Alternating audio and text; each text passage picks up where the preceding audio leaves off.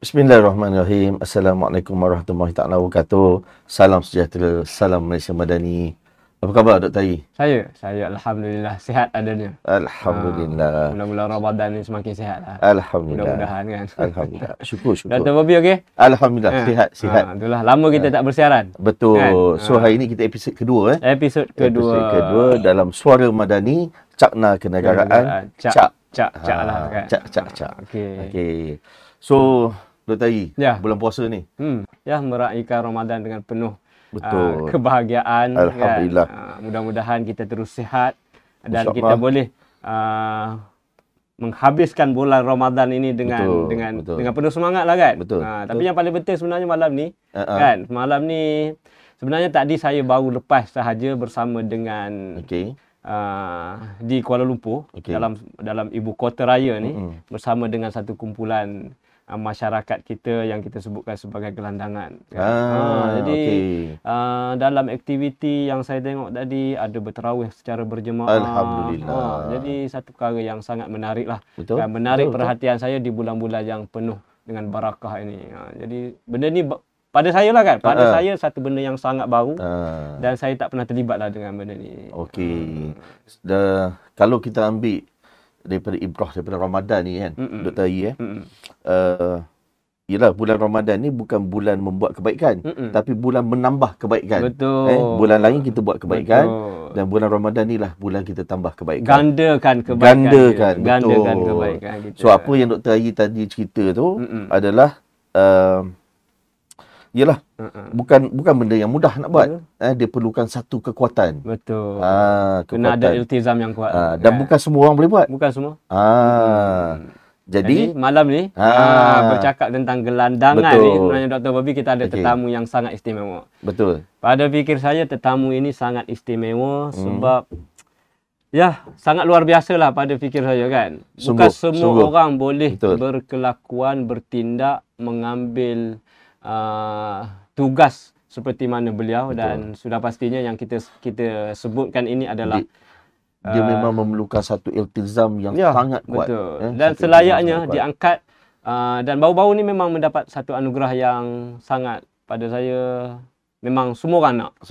Dan beliau adalah orang yang paling layak lah. Betul. Dan beliau itu yang kita maksudkan adalah Muhammad Azhan, Muhammad Adnan, ataupun lebih dikenali dengan Abehe. Betul, Abehe kan? Abehe ke Abahan? Abehe. Dia huruf dia HAE kan? Ya, betul. Kalau saya yang bukan orang Kelantan ni Dr. Ayi saya pun tak sebut macam mana ni kan.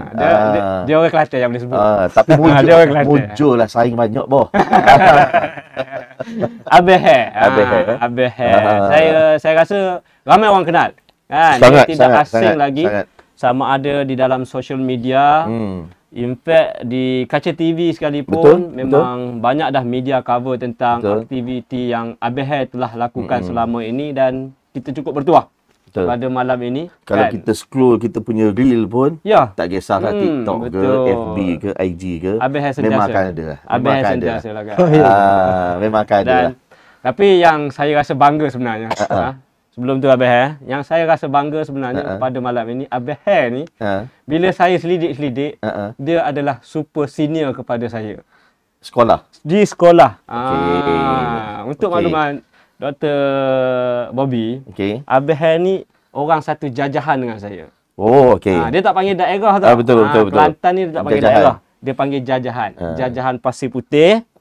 Dan dia adalah chameleon. Makna dulu belajar di sekolah Kamel dan saya juga belajar di tempat yang sama. Nampak tak? Sini jauh lah. Jauh. Tapi nak bagi tahu tu, nampak tak kehebatan kedua-dua. Tapi Dr. Bobby pun ada kehebatannya juga. Betul. Okey, sebenarnya apa kita nak sembangkan Abehe? Dia macam ni lah, Abehe. Orang kat luar sana memang tahu dah apa yang Abehe buat. Macam mana Abehe mendekati mendekati, kalau saya berguna perkataan mendekati kumpulan yang mungkin tak ramai orang nak pun. Tak ramai orang nak mendekati dia orang ni. Tetapi ada satu yang mungkin magnet kalau saya boleh katakan satu magnet yang membuatkan Abehe ni sama ada tertarik dengan mereka ataupun mereka yang menarik Abehe. Saya pun tak tahu yang mana. So Kenapa golongan ini yang menjadi satu kumpulan ABH mendekati mereka? Kalau dilihatlah, macam doktor pun tengok tadi kan, bagaimana rapat terutama kanak-kanak lah. Kanak-kanak maupun orang dewasa tu dia rapat dengan abang. Bagaimana kita nak rapat dengan mereka, abang pun tak pasti sama ada abang magnet budak ataupun itu tak pasti kan. Tapi kita pergi dengan jiwa dan kasih sayang. Okay. Allah turunkan kasih sayang di atas muka bumi ni untuk kita uruskan baik-baik. Jadi kalau kita pun tak boleh nak uruskan kasih sayang ni dengan baik-baik, so siapalah kita? Jadi uruskan jiwa, uruskan kasih sayang sebaik-baiknya, kasihi dan sayangi semua. Tak kira apa bangsa mereka sekalipun, apa agama mereka sekalipun. Terutama golongan kanak-kanak. Lagi-lagilah mereka ni tergolong dalam golongan fakir miskin. Jadi Nabi Muhammad SAW pun sayangkan dan kasihkan kanak-kanak. Jadi kita kena kasihkan kanak-kanak, insya-Allah. Jangan kanak-kanak saja, mak-mak mereka, bapak-bapak mereka. Kita pergi dengan kasih sayang, insya-Allah kita akan jadi magnet kepada masyarakat. Dr. B. Yeah. Awal perbicaraan Goosebumps. Kan? Saya dah rasa macam rumah dah. Mungkin ialah ini suara ikhlas daripada Abah kan. Cuma Abah, kita nak tahu juga mungkin ada benda yang menjadi turning point kepada Abah ni untuk memulakan. Sebab bila kita tengok background Abah ni, dia bukanlah aktivis asalnya. Jauh. Dia seorang yang terlibat dalam perniagaan. Betul. Dia pernah terlibat dalam banyak dan perniagaan pula Dr. Ari bukan biasa. Pelaburan, pelombongan. So jauh lah. Tapi tiba-tiba boleh terjun dalam bidang aktivis, dan secara spesifiknya aktivis itu pula mendekati gelandangan yang seperti mana Dr. Bobby sebutkan, tak semua orang ada kesanggupan untuk buat perkara yang sama tu. Jadi apa sebenarnya perkara yang menjadi faktor untuk Abah bergerak kepada perkara tersebut? Faktor utama lah mungkin Abah ni dulu-dulu sangat sibuk, dan kerja Abah pun dalam hutan kan, pelombongan, pembalakan. Jadi Abah ni jarang boleh dikatakan tak tengok anak membesar. Jadi kita tengok anak-anak aku dah besar. Sebab terlampau sibuk. Jadi Abah nak nasihatkan jugalah orang di luar sana, jangan terlampau sibuk sangat. Berikan tumpuan dan kasih sayang pada keluarga. Jadi Abah terlampau sibuk. Jadi bila tak kala lah Abah berjumpa dengan golongan ni, kita bagi dia orang makan, entah dia rasa macam Abah nak cover balik lah. Apa yang selama ni tak sempat nak buat, apa yang selama ni Abah tak sempat nak buat, Abah kurang dengan masyarakat.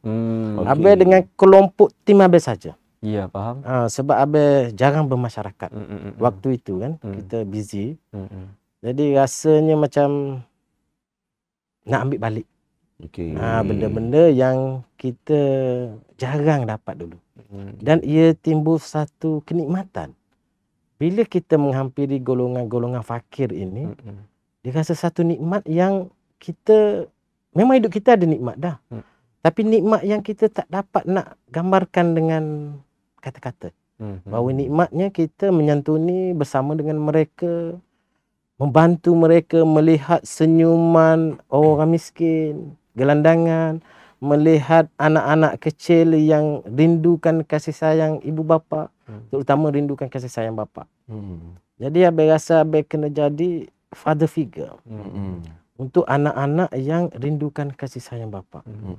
Abah nak tunjukkan kepada anak-anak ini bahawa inilah contoh bapa yang baik yang anak-anak ini harus ikuti. Betul. Kerana apa? Kerana Abah nak memutuskan rantaian kefakiran. Yang pertama, rantaian kefakiran, dan seperti semua orang tahulah, Abah bukan sekadar bergerak di Caukit KL, Abah bergerak juga di negeri Kelantan. Seperti yang sedia maklum, yang ramai orang maklum, Caukit ini satu kawasan gelap. Kawasan yang orang kata pesundalan pun di situ. Memang dark area. Memang dark area. Kalau kita pergi siang hari macam biasa je. Betul. Macam biasa. Jauh beza. Jadi dia dark area. Persundalan di situ, berkesedudukan di situ, anak luar nikahnya di situ, dadahnya di situ. Jadi Abang kena ambil inisiatif. Selepas Abang tahu bahawa anak-anak ini ramai terdiri daripada golongan anak-anak tak sah taraf. Dan juga walaupun sah taraf, ibu bapa terlibat dengan dadah. Jadi Abang rasa sebagai satu tanggungjawab sebagai seorang hamba Allah untuk memutuskan rantaian itu. Kalau tidak Abang tak tahu siapa lagi akan buat. Biar Abang yang memulakan dulu dan insya-Allah akan diikuti oleh orang-orang lain insya-Allah. Dato' Bobby. Tak tahulah, saya malah macam speechless lah.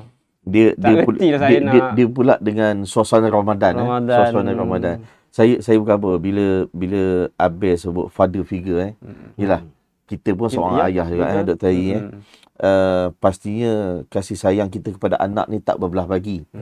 Betul dan saya pula tertarik biasa kita dengar dalam video kita tengok real semua tu kan. Tapi hari ni tadi saya dengar dengan jelas. Bila Abel menggelarkan diri Abel pun ayah. Kepada anak-anak kecil ini Abel menggelarkan ayah. Oh, saya bila macam tu dia bukan mudah tau. Kita nak menggelarkan kita ini sebagai ayah kepada bukan daripada darah daging kita. Dia macam bukan mudah, bukan mudah. Dan in fact saya rasa dengan anak saudara pun bukan semua kita buat macam tu. Betul. Kan? Anak saudara saya pun panggil saya acu, tak adalah panggil ayah ke papa ke apa, tak ada. Betul. Kan? Tapi ini yang tak dikenali, yang mungkin tidak ada hubungan darah daging. Kan? Tapi akhirnya hubungan itu kan, hubungan itu memang ya kita boleh tengok sebenarnya melalui video-video Abel. In fact tadi pun kita pergi datang bersalah, panggil ayah dan sebagainya. Saya rasa ini macam satu family dan kadang-kadang dalam family yang darah daging pun tak wujud perkara tu. Jadi saya pun tak tahu macam mana Abel boleh jadikan perkara itu berlaku di apa kekuatan sebenarnya, apa yang membuat kekuatan ini yang mungkin Abel kena kongsi kepada masyarakat kita di luar sana. Sila Abel. Dia dalam keluarga Abel lah. Anak saudara Abel pun memang Abel bahasakan diri ayah lah. Bukan dengan anak-anak orang lain pun, dengan anak-anak saudara, anak-anak sepupu yang rapat dengan Abel, semua Abel bahasakan diri ayah. Jadi dekat sini pun Abel kena bahasakan diri ayah. Sekiranya kita nak jadi father figure lah. Kalau kita bahasakan diri pakcik, dia ada satu gap tau. Betul. Kan? Pakcik ni, anyway pakcik. Anyway uncle. Jadi bila kita bahasakan diri kita ayah, dia akan menambahkan lagi kemesraan. Dan dia akan rapatkan lagi antara kita dan juga anak-anak fakir ini. Rahsia utama yang Abel cakap macam tadi lah. Kita pergi dengan hati dan jiwa. Kalau kita tak pergi dengan hati dan jiwa, dia tak akan bertahan lama. Sebab dia akan penat. Bila kita pergi dengan hati dan jiwa, jiwa dan perasaan kita berada di situ. Maka kita akan rasa seronok. Dia tak boleh nak berhenti dah. Ya, kalau dia berhenti, dia akan jadi penat. Dia akan jadi sakit. Makna rahsia untuk kita istiqamah pun adalah hati dan jiwa. Hati dan jiwa. Kan? Tapi betul lah. Kan? Kita nak melakukan satu kebaikan tu sebenarnya memang kena to be honest, kena dengan penuh perasaan, sifat kasih sayang yang tidak berbelah bagi. Dan inilah satu perkara yang saya fikir ada pada Abel, yang mungkin ada juga pada orang lain kan. Tapi Abel ni saya nampak satu perkara yang sangat unik. Dan saya tak tahu sebelum ini, tapi bercakap tentang gelandangan, gelandangan ni Abel adalah orang Abel ni adalah orang yang pertama yang saya tengok. Saya tak tahu orang lain. Tapi kalau saya sendiri bercakap tentang gelandangan, inilah figure dia dalam konteks negara kita. Saya yang tertarik lagi satu Dr. Yi. Video pertama, saya tak ingat berapa tahun yang lalu, tapi video pertama yang saya ingat, yang saya tengok adalah dia tidak menyentuh kepada golongan gelandangan semata-mata, tapi golongan yang terlibat dengan dadah. Betul. Betul. Saya bila tengok tu, saya rasa, wow, this is something new. This is something new sebab, yalah, orang kalau, bahkan kita pun dengar banyak aja cerita, keluarga pun membuang ahli keluarga yang terlibat dengan najis dadah ni. Tapi di sebalik ahli keluarga sendiri yang mungkin membuang mereka, tetapi didekati oleh seorang insan yang tak tahu datang daripada mana. Tapi mengambil berat dan mungkin dengan macam Abel kata tadi, dengan penuh kasih sayang. Kan? Jadi bila kita bercakap dengan golongan yang terlibat dengan najis dadah ni pula, Abel. So ini pun antara kumpulan yang Abel santuni, santuni melayan mereka, membantu mereka. Dan saya pun tengok banyak rumah-rumah yang mungkin kalau saya boleh sebut kat sini, yang Abel bantu, mungkin dia pergi segi bayar sewa rumahnya, kelengkapan rumahnya. Kalau kita tengok, hantar dengan tilam, totonya, makanan kita tak payah cerita lah kan. Makanan kita tak payah cerita, tapi bila saya tengok dengan hantar toto, kadang-kadang perubatan dan sebagainya, saya kata amazing lah kan. Saya sangat impress lah. So daripada keluarga Abel sendiri, sejauh mana mereka bersama dengan Abel dalam perkara ni? Keluarga Abel sendiri alhamdulillah, Abel ada 2 keluarga. Alhamdulillah. Okey, 2 isteri lah. So alhamdulillah sokongan kuat daripada mereka lah. So mereka faham. Sebab kalau nak dikirakan dulu dan hari ini, dulu lagi Abel tak ada di rumah. Hari ni ada juga. Kadang-kadang kalau pergi outstation pun seminggu 2 minggu je. Ada di rumah. Maknanya masa di rumah tu ada. Kalau nak dibandingkan dengan waktu perniagaan dulu. Betul kan? Dan kalau kita sebut pasal dadah, jadi kan yang doktor tengok tu, benda tu baru lagi. Benda tu sangat baru. Bila Abel tengok keadaan begitu, Abel tak boleh berdiam diri. Takkan Abel nak berdiam diri. Sebab anak-anak yang terlibat dengan dadah ini juga adalah aset negara. Betul. Jadi apa yang Abel perlu buat? Bila Abel tengok masalah, so Abel akan duduk di dalam masalah itu. Kita panggil dalam bahasa orang putih ni 3F. F yang pertama, feel. Allah bagi kita perasaan. Perasaan makan rasa sedap, makan rasa tak sedap, kan? Dia bagi kita rasa. Jadi bila kita tengok keadaan macam itu, kita rasa pada dia ni, kita rasa kesian sangat tengok. Jadi bila kita rasa kesian dan kita ada kemampuan, kita ada pasukan, dia tak boleh buat bersendirian. Kita ada pasukan. Jadi kita mesti menyelami, duduk di dalam kasut mereka. Orang putih kata felt. Merasai dan duduk di dalam kasut mereka. Sebila dalam kasut mereka, kita tahu, oh begini keadaan, begini keadaan. So apa yang perlu kita buat? Yang ketiga adalah found. Selesaikan masalah tersebut. Maka kita selesaikan masalah tersebut. Contoh yang terbaru, so pihak bapa dah mengambil najis dadah, terpaksalah Abel bersama dengan narkotik lah. So letakkan bapa di dalam penjara dan anak. So letakkan di tempat pemulihan yang Abel rasa sangat yakin, yang Abel bagi penarafan 5 bintang. Bahawa anak ini masuk dalam keadaan, orang kata masuk hantu lah.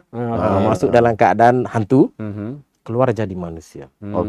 Jadi di situ Abel tempatkan. Bukan tak ada tempat yang disediakan oleh kerajaan.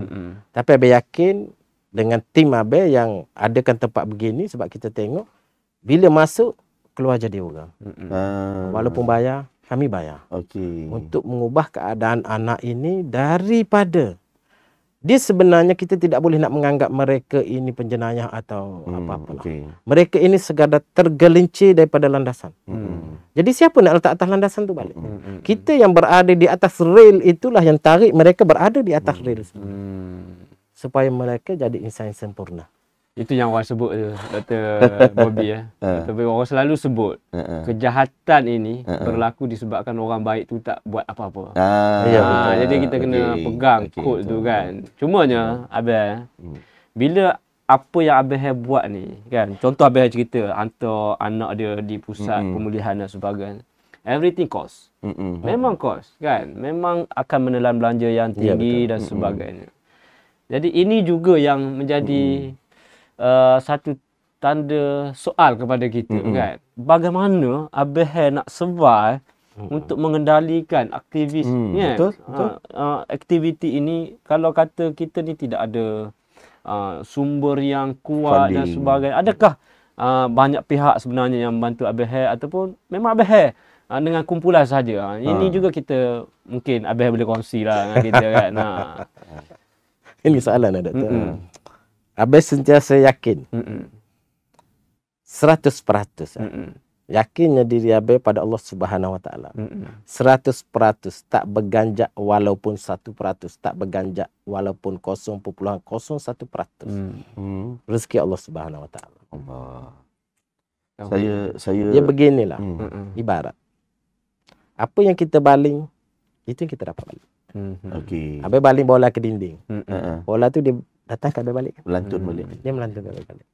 So, bila ABH baling dengan kebaikan, 1000 kebaikan pula akan datang. Kebaikan lagi akan datang. So, sebab itulah jangan berganjak walaupun 0.001%. Keyakinan kita kepada Allah Subhanahu Wa Taala. Mana soal kos ni ABH tak fikir. ABH tak pernah fikir. Tak pernah fikir. Insya-Allah. Ahli jawatan kuasa ABH, kadang setiausaha ABH, pengerusi yang ABH lantik semua kadang-kadang. Dan macam mana ni ABH keuangan?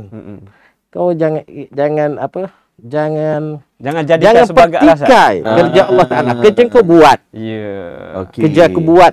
Kerja kau uruskan keuangan aku. Kerja aku buat. Soal rezeki Allah Subhanahu Wa Taala. Kau jangan pertikai yang itu. Dan dia datang pada niat tadi tu. Ya, betul. Saya nak ambil, kalau kita dalam Al-Quran bulan-bulan puasa ni, dalam Al-Quran ni dia kata, saya nak kaitkan ayat Al-Quran ni dengan saya sejujurnya Dr. Agi, saya memang tidak mengenali ABH secara ni lah, rapat lah tapi bila apa yang kita duk ada kat sini, ABH menceritakan sesuatu yang memang this is who you are lah. This is who you are. Dalam ayat Quran dia kata, bila kita tengah lalu titian sirat tu kan, dan akhirnya ada sahabat kita di dalam neraka, maka kita pun berteriak, ya Allah, itu sahabat aku. Kan? Sedangkan sahabat itulah yang duk pergi masjid dengan kita, yang berpuasa dengan kita, yang kita nampak dia mengaji dan sebagainya. Kan? Jadi kita pada asalnya, kalau kita fikir secara logik, mestilah kita, dia mesti ada buat sesuatu di belakang aku yang aku tak tahu apa dia buat, tapi akhirnya dicampakkan dalam neraka. Tetapi nak cerita ni, rahmat dan kasih sayang Allah. Akhirnya Allah kata apa? Kalau itu sahabat engkau, tarik dia buat masuk ke syurga.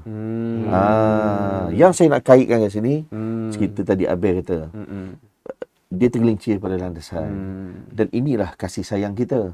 Takkan kita nak menghukum. Kalau Allah pun tidak menghukum mereka, apatah lagi kita.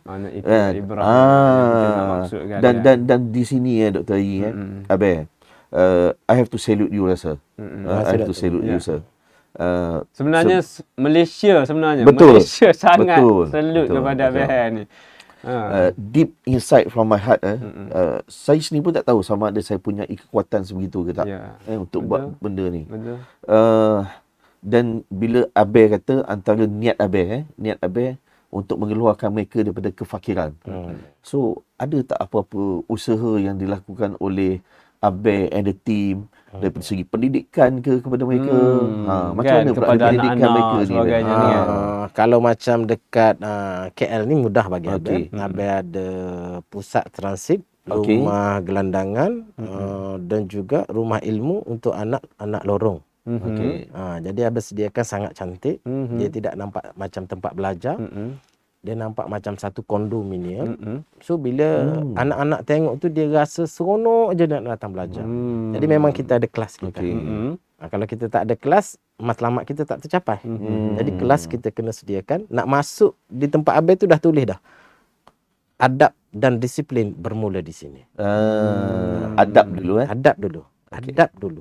Secara spesifik di mana terletaknya kelas tu? Lorong Haji Taib 1. Lorong Haji Taib 1. Ya, betul.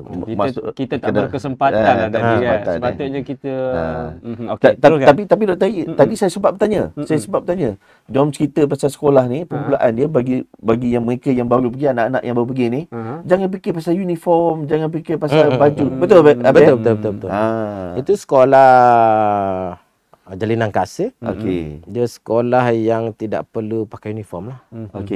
Dan ini memang di bawah usaha itu di bawah jalanan. Bukan, itu di bawah JKN. Oh, di bawah. Itu di sekolah di Kampung Baru. Di sebelah Masjid Pakistan Kampung Baru, sebelah Mawib. Dia ada sekolah. Ini memang usaha daripada kerajaan lah. Itu usaha daripada kerajaan, ya, daripada Jabatan Kebajikan. Cuma dengan pasukan ni memastikan bahawa mereka ni tambahan pula. Macam kita lah masuk kelas tambahan. Ada tambahan lagi sebelah malam.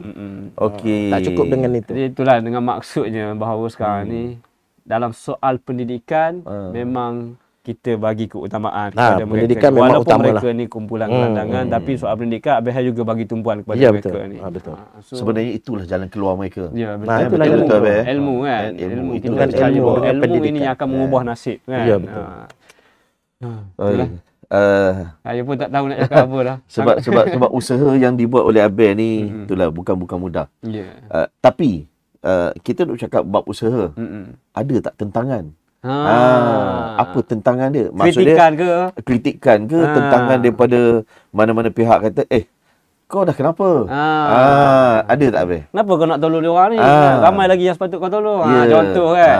Ada tentangan-tentangan tu bila kita tengok di dalam medsos lah, komen-komen tu ada tentangan-tentangan kenapa bantu mereka ini pemalas. Kita tak boleh nak judge mereka pemalas. Okey. Banyak gelandangan yang Abang jumpa di bawah jambatan yang kita bantu juga. Mereka bukan malas.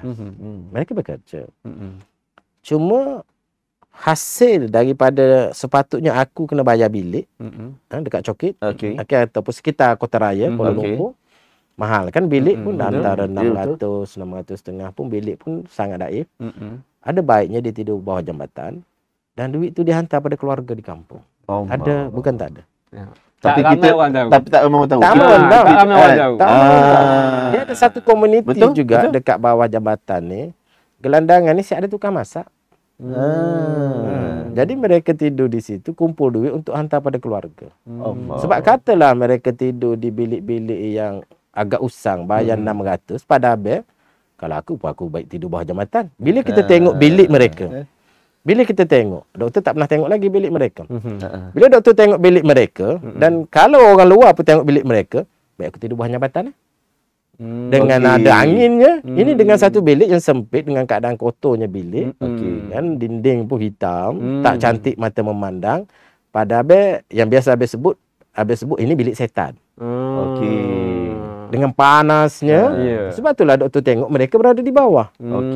Yang mak-mak ni dia nak sejuk baru dia balik. Itu sebab dah berkeluarga. Bagi yang tak berkeluarga banyak jambatan bukan tak boleh mandi, ada mandi. Nak solat boleh solat juga. Dan satu komuniti ini sentiasa dipantau oleh narkotik. Tempat ini memang bukan geng-geng dadah dulu. Geng-geng bersih. Jadi dibenarkan. Tak ada masalah. Siap ada dapur kayu lah. Ada dapur kayu. Dia ada di jambatan-jambatan di Kuala Lumpur. Sebab tu kita tak boleh nak menilai sebenarnya. Kita tak boleh nak menilai kumpulan gelandangan ni. Kononnya diorang ni terlalu negatif lah sebab impact. Sebenarnya tadi saya berkesempatan bersembang dengan beberapa orang gelandangan. Ada juga yang cerita kepada saya. Ada doktor pun yang menjadi gelandangan. In fact doktor tu dia kata doktor ni memang ada sebuah klinik.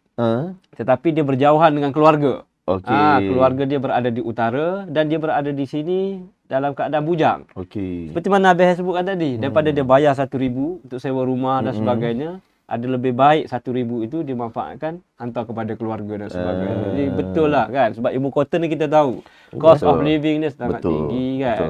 Jadi ya, mana kita dah tahulah hari ni kan. So dia bagi satu peringatan kepada kita. Jangan terlampau judgemental. Jangan terlampau judgemental. Kita ni melihat terus menilai. Kita bukan selidik. Jadi betul lah. Jangan kita anggap orang yang berada di jalanan ni kosong. Kadang-kadang dia tu lebih berilmu daripada kita, lebih berpengalaman daripada kita dan mungkin dia lebih baik daripada kita. Pun kita tak tahu. Dan ada juga gelandangan yang berhenti dadah kerana RM50.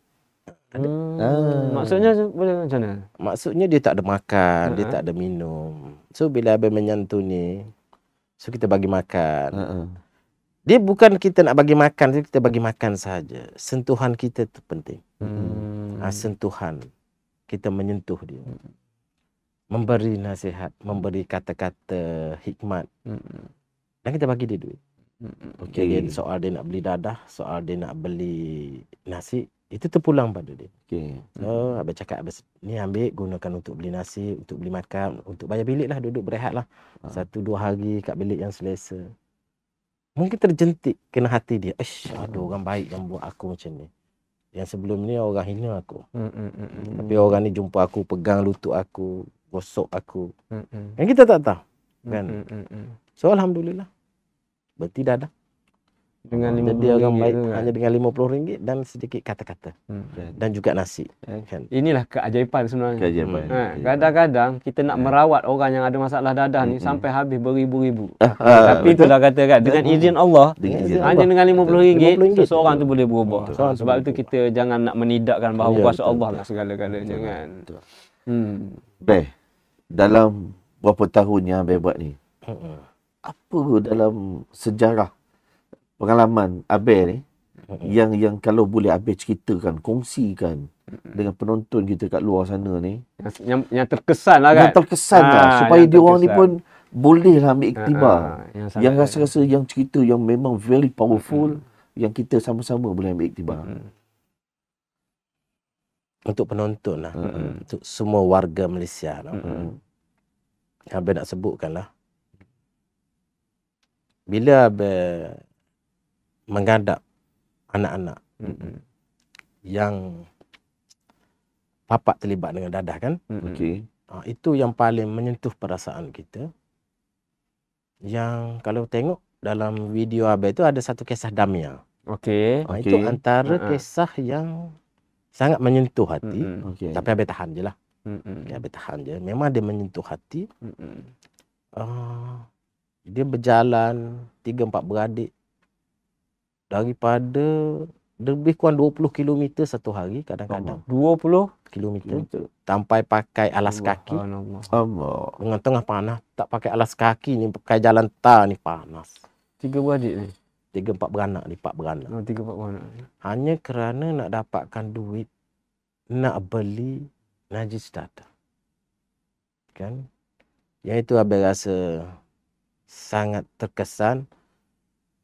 Bukan kita nak menghina mereka yang menghisap dadah. Benda ni boleh dirawati.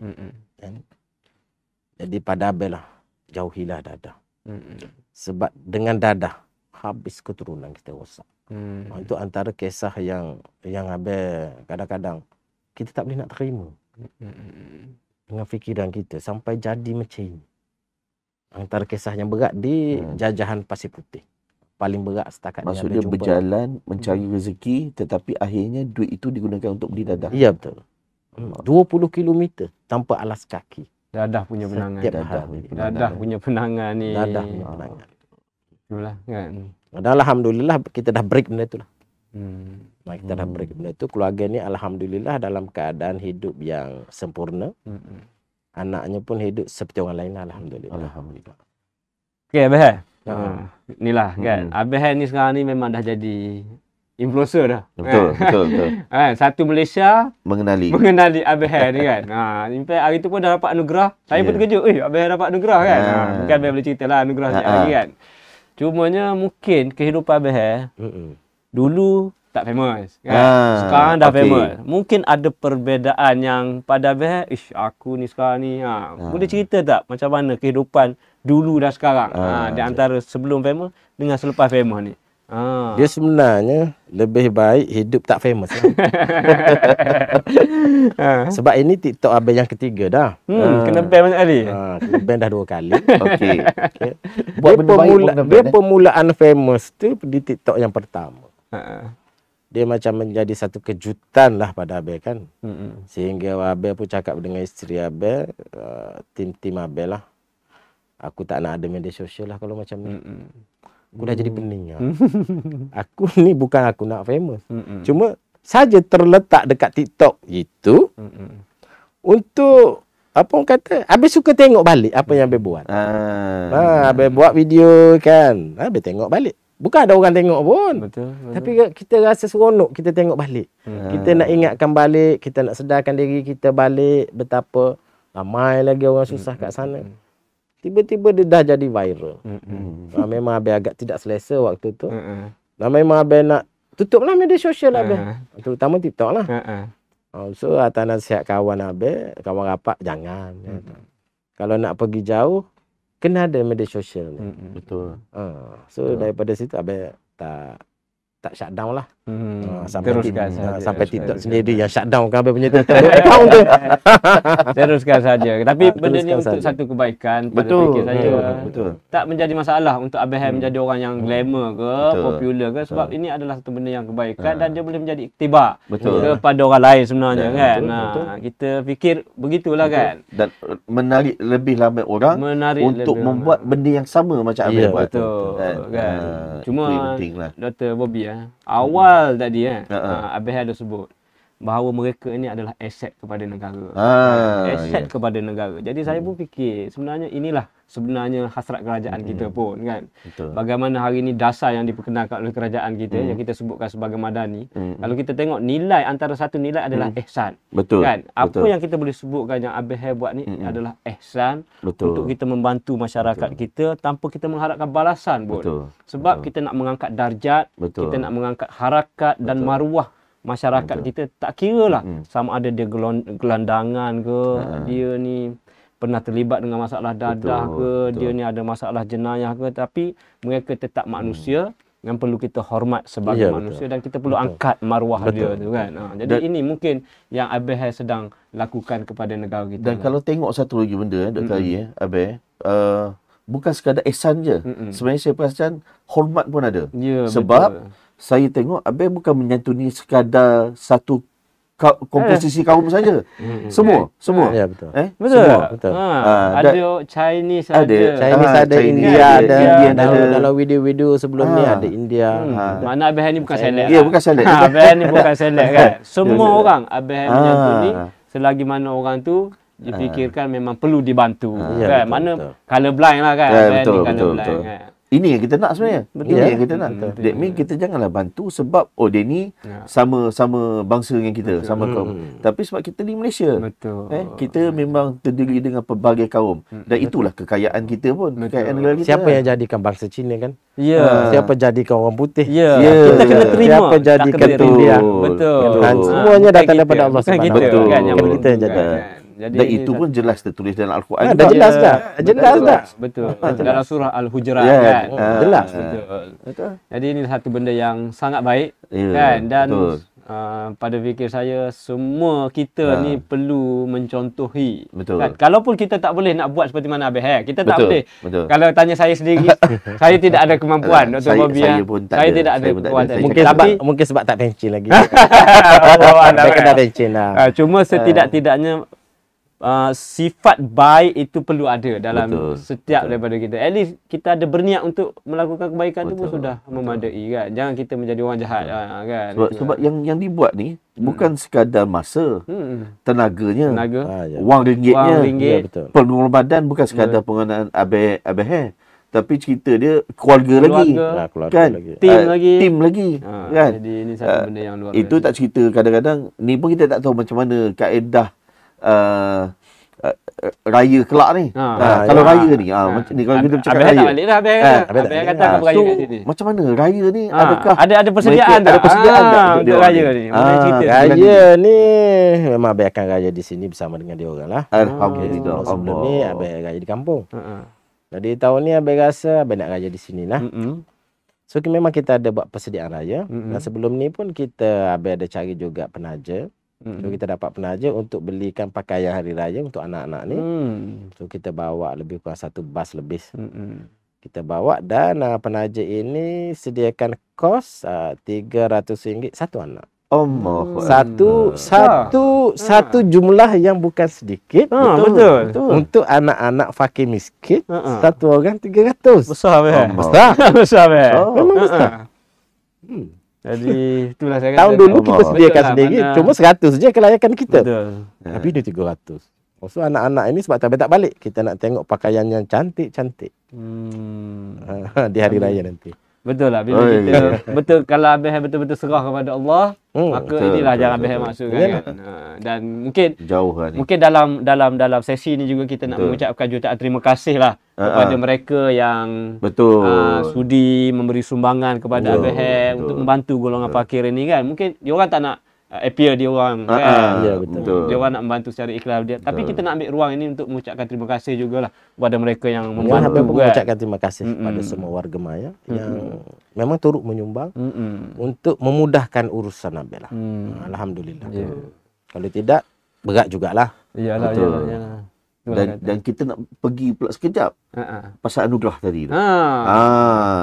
Dia betul. Saya pun yakin jauh di sudut sanubari Abah ni tidak mengharapkan apa-apa anugerah dan sebagainya. Tak benar. Saya yakin. Saya yakin.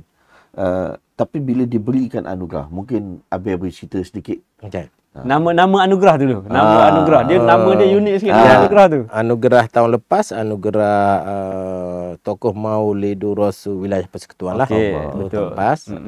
Itu pun luar jangka juga. Abah agak terkejut. Sebab tu masa minta CV, dia orang minta CV lambat. Kan? Lambat nak submit. Sebab kita rasa kita tidak layak. Bila Abah tengok kelayakan tokoh tokoh Mal Hijrah tu, peringkat wilayah kan. Peringkat wilayah jauh sangatlah. So bila ada penekanan untuk minta juga CV tu, terpaksa Abah serahkan jugalah. So baru ni pun Abah tak tahu sebenarnya. Anugerah dipanggil anugerah khas Keluang Men. Gempa, astro gempa. Betul. Kan? Itu pun Abah tak tahu juga. Itu pun setelah rumah Abah tak ada astro. Orang yang ada astro dia tahu. Jadi warga Maya dalam TikTok bagi tahu, kami dah undi Abah. Dia secara undian kan? Ada secara undian. Undi Abah. Abah tanya, rumah Abah, undi apa? Mana tahu? Tanya dia kan, undi apa ni? Kan dalam live kan? Undi astro gempa Abah. Di situ baru Abah tahu. Dia ada undian. Dia ada undian. Kita masa tu 8 orang pencalonan. So izin Allah juga. So Abah dapat lah. So itu bukannya kemenangan Abah sebenarnya. Itu kemenangan semua orang. Semua orang termasuk warga Maya yang baik-baik, termasuk penyumbang dan juga 8 orang yang turun padang membuat kebaikan. Abah ni hanya wakil untuk mengambil je. Kemenangan itu untuk semua.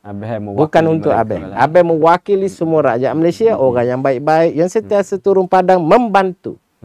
Cuma Abah ni wakil mereka. So tahniah dan terima kasih buat semua pemenang. Kami memang nak mengucapkan tahniah lah kan. Betul. Ada saya ucap tahniah melalui akaun TikTok tu. Tapi Abah macam tak baca lah kan. Jadi ruang dah hari ni kita nak ucapkan setinggi-tinggi tahniah lah kepada Abah dan mudah-mudahan dengan anugerah itu memberi kekuatan yang lebih lagi kepada Abah. Dia memberi kekuatan lebih juga kepada pasukan Abah dan juga mereka yang sentiasa turun padang. Bukan pasukan Abah, orang-orang yang sentiasa berada di lapangan yang membantu orang susah ni. Dan supaya menjadi satu kekuatan untuk mereka. Jangan kita nakkan benda tu. Kan? Jangan kita nakkan. Jangan kita mengharapkan. Mengharap. Dia bukan sebab apa tahu Dr. I. Bila dapat anugerah ni, 2 anugerah ni, sebenarnya ini menunjukkan bahawa Abah diangkat kan. Diangkat ni maksud dia bukanlah saya nak kata dijulang. Tetapi diangkat mengatakan bahawa benda yang dibuat ni benda yang betul. Mendapat iktirafan. Itu ayat dia kan. So saya rasa dia diangkat sebab nampak lah. This is what we want. Inilah yang nak. Maknanya nak mengajak orang lain pun lakukan benda yang sama. Kan? Kalau semua orang boleh melakukan benda yang sama, saya fikir Malaysia ni mungkin dalam keadaan yang better dan better. Sebab akhirnya lalas kita tak nak ada golongan B40 ni, mungkin akan jadi B30, B20, B10 dan akhirnya mungkin banyak lebih M dan T. Seperti mana Abah sebut tadi lah, matlamat akhirnya nak keluarkan mereka ni daripada kefakiran. Dan mudah-mudahan lah suatu hari nanti kan. Dan usaha ni dia tidaklah boleh dibuat secara berseorangan. Tak boleh dibuat seorang. Dia tak boleh berseorangan. Lepas tu dia tak boleh nak berlakon-berlakon, tak boleh. Tak boleh. Dia tak boleh nak fake-fake. Yang ini mesti kena datang daripada hati dan perasaan yang betul-betul ikhlas. So kalau kita tengok Abel pun, kalau kita tengok video dia, kadang-kadang ialah kalau orang yang tak faham, dia kata keras juga Abel. Keras. Kan? Apa ni? Tapi bagi kita yang kita dah bersama dengan Abel tadi, kita pun dah tengok. Inilah cara ayah menyantuni anak. Inilah ayah. Figura seorang ayah. Ayah kadang-kadang dia lembut kan. Tapi kalau tak betul, ayah dia akan marah. Jadi inilah yang katakan sebagai figura sebagai orang kan. Yalah, ayah ada marah kan. Memang. Inilah yang itu yang kita kata real kan. Dia kena real lah. Dia tak boleh fake ni. Tak boleh fake kan. Ini satu benda yang bagus lah kan. Bila pergi ke akaun media sosial, bila yang dah di-ban tu, ada tak macam dropkan semangat Abel dengan tim, kata macam tak apalah, kita tak payah buat dah lah. Tak ada. Tak ada Okey. Sebabnya macam yang Abel cakap pertama tadi. Masa dia kena ban, dan masa yang dia tengah viral, Abel jadi macam panik kan. Stop media sosial ni kan. Jadi bila kena ban dengan TikTok pun tak ada masalah pada Abel lah. Kita teruskan macam biasa.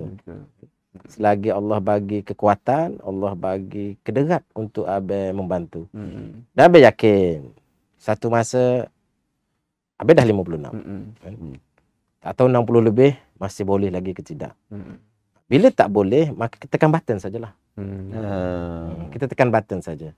Kita hanya berada di pejabat atau berada di rumah. Dan kita tekan button kepada tim-tim kita yang kita yakin. Gitu loh. Kalau dia tak jadi 100% macam kita pun, dia boleh sambung. Dia boleh sambung. Dia tak boleh berhenti. Kebaikan ini dia tak boleh berhenti. Betul. Secara kasarnya, dah berapa lama tempoh yang Abel lakukan untuk membantu gelandangan? Dia bermula asal dia pada tahun 2013. Asal dia, tapi 2013 tu Abel masa luang lah. Lepas tu busy. Dia busy dalam hutan. Ini stop lah. Stop, Abel sambung betul-betul lepas PKP. Dia buka PKP tu makanya 2021 kan. 2021 tu maka Abel bergerak bersama dengan isteri masak kat rumah. Dia masak ni, bila kita masak, sampai waktu tu Abel bagi setiap minggu. Setiap hari Jumaat. Jadi bila nak sampai hari Khamis tu, kita dah macam Allah gembiranya. Pergi beli barang. Tak sabar. Tak sabarnya nak beli ayam, nak potong ayam besok. Ayam dia hantar ke rumah. Nak beli sayur-sayur lain, nak masak besok. Dia jadi macam satu keseronokan yang tak boleh nak gambar lah kita masak untuk dia orang ni kan. Kita masak dengan kasih sayang. Walaupun kadang tak sedap, sedap juga dia. Dan sebab masak dengan kasih sayang. Dia jadi sedap kan. Walaupun kurang gula, kurang garam, tapi dia lebih kasih sayang. Itu yang menjadikan makanan itu sedap. Tapi ya Dr. Yi, okey, tadi Abel kata Abel pun dah terbocor rasa umur Abel 56. Saya tak perasan ada. Sebab saya nampak macam 40. Buat 2013. Bermula 2013. Maksudnya 12 tahun lepas, bermaksud pada waktu tu Abel berusia 44. Ya betul. Untuk 44 ni, untuk seorang lelaki yang berada dalam mempunyai karier yang baik, itu adalah antara waktu puncak tu. Sebab life begin 40. Kan? Itu puncak. Kalau kita tengok graf untuk seorang yang berkerjaya, graf dia ni memang tengah mencanak naik. Dan di waktu itulah Abel bermula. Kan? Betul. Tapi waktu itu dah, doktor, gelandangan Kuala Lumpur ramai sangat. Terlampau ramai. Nak dibandingkan dengan sekarang. Okey. Sekarang ni maksudnya dah berkurang. Dah berkurangan banyak. 80% dah berkurangan. 80%? Kalau dulu, ramai sangat ramai. Dah drop banyak dah ni. Bantuan kerajaan pun banyak kan? Ya, betul. Daripada Majlis Agama Islam, daripada pusat daripada JKM sendiri. JKM, kerja JKM ni tak berhenti sebenarnya. Betul. Kadang-kadang warga netizen, warga maya ni menghentam JKM. Mereka tak tahu dia orang JKM malam pun meronda juga. Meronda. Betul lah. Cuma tak timbul di media sosial. Ya, betul. Tak timbul je. Meronda bukan tak meronda. Kerja kuat. Itulah. Tapi inilah power media sosial. Betul. Ini pula kita cerita power media sosial ni. Betul. Sama ada kita, yelah, bukan kita nak menunjuk, saya pun yakin Abe bukan nak menunjuk kebaikan yang Abe buat, tak. Tapi cuma nak menunjukkan bahawa ada kumpulan yang kita patut santuni. Ada kumpulan yang patut kita dekati. Ada benda yang kita sebenarnya ada masalah yang kita kena selesaikan. Kan? So daripada itulah mungkin ada pihak-pihak dia bukan tak nak tolong. Sebelum ni mungkin dia tak tahu ada masalah ini. Maka bila adanya video tu dia pun turun bersama untuk bantu dan sebagainya. Jadi inilah hikmahnya kan. Hikmahnya daripada Abah ni. Dan saya pun tertarik. Saya pernah terbaca satu artikel Abah, Dr. Ari. Dia mengatakan bahawa sebenarnya kita ni memang tengah membasmi kemiskinan tegar. Dan kadang-kadang bukan yang kita nampak tu orang duk cerita ni ada kemiskinan tegar dan sebagainya, menunjukkan seolah-olah kerajaan tidak membuat apa-apa. Tetapi sebaliknya kadang-kadang disebabkan situasi yang membuatkan mereka ini terjerumus ke dalam kemiskinan. Tiba-tiba si suami meninggal dunia. Saya dengar baca baru ni, saya baca satu luahan dalam media sosial. Sebenarnya si suami ini meninggalkan satu jumlah hibah yang agak besar, 800,000. Tetapi akhirnya duit itu diberikan kepada ibu si arwah suami, dan akhirnya isteri yang memang tidak bekerja dan anak tidak ditinggalkan apa-apa. Jadi kita tak boleh nak menghukum lah kan secara dan mungkin mereka inilah yang akhirnya terjerumus ke dalam kumpulan ini nanti. Ya, betul. Okey, Dr. Bobby. Panjang juga. Sangat panjang. Sebenarnya banyak kita nak tanya. Kan? Kenapa Abang buat solat dekat situ? Kenapa, Abang? Dia mungkin lepas ni kita kena tayang juga apa yang sempat kita rakam. Ya. Saya pun rasa tertarik juga nak tanya kan. Kenapa solat tarawih boleh dilakukan di situ kan? Agihan makanan mori semua dilakukan begitu di situ. Mungkin ada benda yang nak dikongsikan oleh Abah. Dia 3 tahun yang lepas start buat solat ni 3 tahun lepas lah. 3 tahun lepas Abah betul-betul buat di belakang bangunan Al-Karya. Okey, lepas tu tahun berikutnya dah tak dibenarkan dibuat di bangunan Al-Karya. Kerja Allah Subhanahu Wa Taala semua. Okey. Dia jauh daripada Lorong Raja Taib tu. Tahun seterusnya Abang buat di lapangan di kaki 5 Menara Raja Laut. Okey. Lepas tu dah terpacak dah naik. Tak dibenarkan sebarang aktiviti dan memberi makanan di sini. Okey. Abang marah jugalah mula-mula. Dia naik macam tu signboard tu naik 2 hari sebelum puasa. 2 hari sebelum puasa tak kelang kabut Abang. Tapi tak apalah, dia buat kerja dia. Dia buat kerja dia. Dia buat kerja dia. Kerja Allah Subhanahu Wa Taala. Okey. Yakin kita kena fikir kebaikan yang dipacak. Okey. Bila dipacak benda tu, sebab di pekarangan itu jauh juga dengan lorong. Okey. Mic Abang tak sampai di situ. Azan pun tak sampai. Okey. Allah punya kerja. Dekat sekarang kan dia dekat dengan lorong tu. Ya. Sangat dekat. Di lorong itu macam-macam ada. Ya. Macam Astro cakap kan iklan dia dulu kan. Macam-macam. Jadi bila laungan azan yang kuat, yang sedap didengar. Bacaan Al-Quran yang sedap. Sangat sedap saya dengar kan. Kita selawat dekat situ. InsyaAllah tak mustahil Nur Muhammad akan wujud di lorong Haji Taib 1 dan lorong Haji Taib 2. Amin. InsyaAllah. Mudah-mudahan. Mudah-mudahan. Ya, saya dengar imam baca tadi pun dengan alunan yang saya kata saya kata luar biasa lah kan. Jadi ramai yang turun. Yang berdekatan, kadang-kadang yang Abang tak jangka akan datang solat. Datang. Yang memang kita tak jangka pun. Datang. Tak datang sehari je sebab masuk hospital. Jadi ramai kita tengok, datanglah. Hak ni datang lah. Jadi cahaya tu dah ada kat situ. So nanti masa solat sunat hari raya nanti, adakah di situ? Sama juga tempat itu. Sama juga jadi tempat itu. Jadi adakah kalau ada sesiapa yang ingin menyumbang kuih raya? Boleh sangat. Kita terbuka untuk sesiapa yang nak menyumbang kuih raya. Lemang-lemang ke. Kalau elok lemang periuk kera lah. Adiman sikit kan. Lemang periuk kera lah. Rendang jangan lupa. Rendang jangan lupa. Jangan hantar lemang saja. Bukan nak demand. Tapi kalau boleh. Bukan nak demand tapi kalau boleh kan. Tapi itulah. Ya, sebenarnya Dr. Bobby bukan saja kita membantu golongan fakir miskin, tapi pada masa yang sama misi dakwah juga berlaku. Ya, misi dakwah secara tak langsung. Secara tidak langsung sebenarnya. Ini satu perkara yang sangat kita boleh puji lah kan. Dan wajar untuk kita teruskan dan wajar untuk kita memberi galakan. Kalau tanya saya kan, wajar untuk kita memberi galakan. Sebab ramai juga yang tanya, kenapa tak sewa bas? Hantar dia ke masjid. Bukan satu perkara yang senang. Ya, betul. Kenapa tak bawa dia pergi masjid? Kita nak ajak semua dalam rumah kita pergi masjid pun belum tentu. Belum tentu dia orang ikut. Jadi bila kita bawa surau di situ membuka mata dan memberi dia rasa aku nak turun lah seronoknya. Merindui pengalaman solat tarawih, solat maghrib, isyak berjemaah seperti di kampung. Yang mana aku dah lama tak buat. So bila Abang buat dekat sini, dia kata aku nak pergilah. Dia rasa keseronokan di situ. Betul. Mungkin satu hari nanti dia pun rasa dah sedap berjemaah, nak cuba ke masjid pula. Dengan harapan begitulah kan satu hari nanti. Betul. Jadi inilah dakwah ni. Sebenarnya memang kita yang kena pergi mencari kan. Bukan kita nak orang datang dan sebagainya. Dan inilah secara hikmah sebenarnya. Betul. Inilah secara hikmah.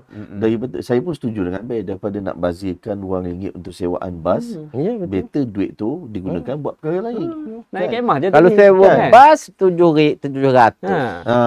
Kan sebulan RM21,000.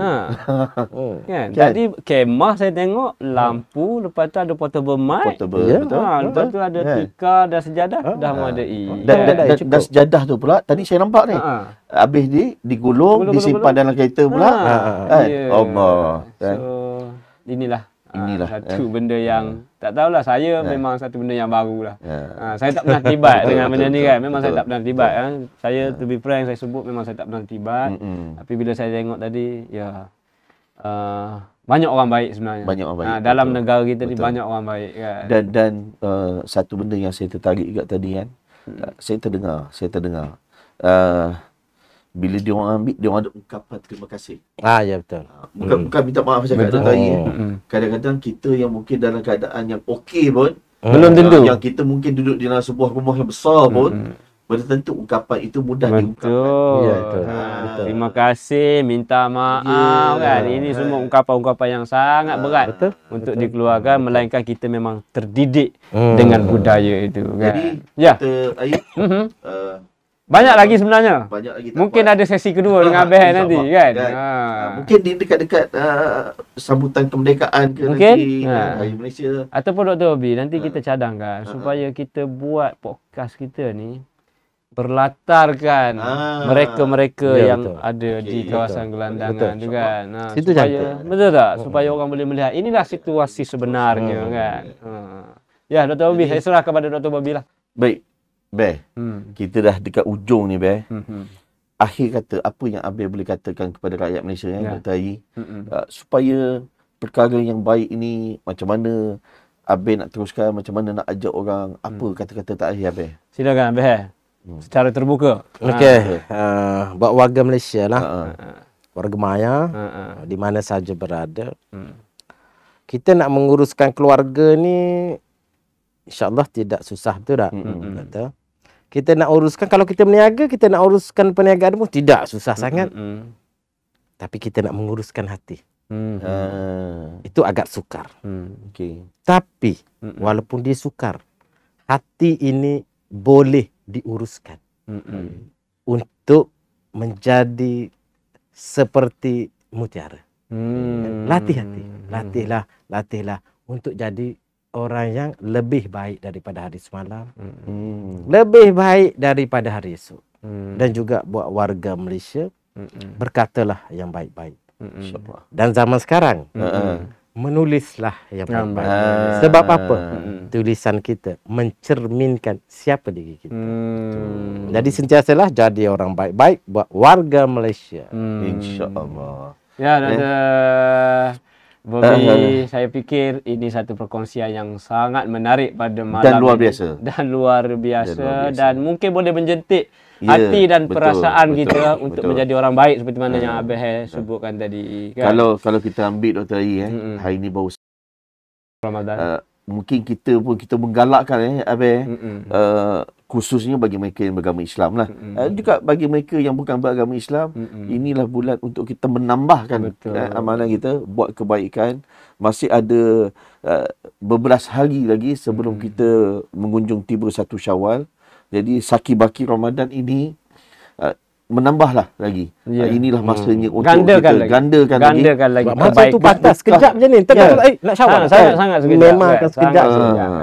Gandakan. Ambil peluang ini. Betul. Kita gandakan ibadat kita, kebaikan kita. Mudah-mudahan Allah Subhanahu Wa Taala jugalah yang akan memberi rahmat kepada kita. Kita bola tadi lah. Kita balik, bola tu lantun balik. Dan datang berganda-ganda. Kan. Apapun kita nak buat baik ni, pastikan ikhlas. Bukan mengharapkan balasan. Dan inilah antara elemen kalau kita tengok balik macam tadi Dr. Tari kata yang ada terdapat dalam Malaysia Madani punya 6 teras itu, iaitu ihsannya dan juga hormatnya yang perlu kita angkat dan kita budayakan dalam masyarakat kita. Betul. Okey, Dr. Bobby. Baik, insya-Allah saya rasa itu saja bagi episod kita yang kali kedua ini. Insya-Allah kita akan bertemu lagi dalam episod kita yang akan datang. Saya Dr. Bobby mengucapkan terima kasih dan saya Dr. Haji juga mengucapkan terima kasih dan Abang juga mengucapkan terima kasih kepada kedua-dua doktor. Yang sangat baik. Terima kasih. Assalamualaikum dan salam Malaysia Madani, salam Ramadan. Salam Ramadan. Ya. Kita jumpa lagi. Assalamualaikum. Assalamualaikum.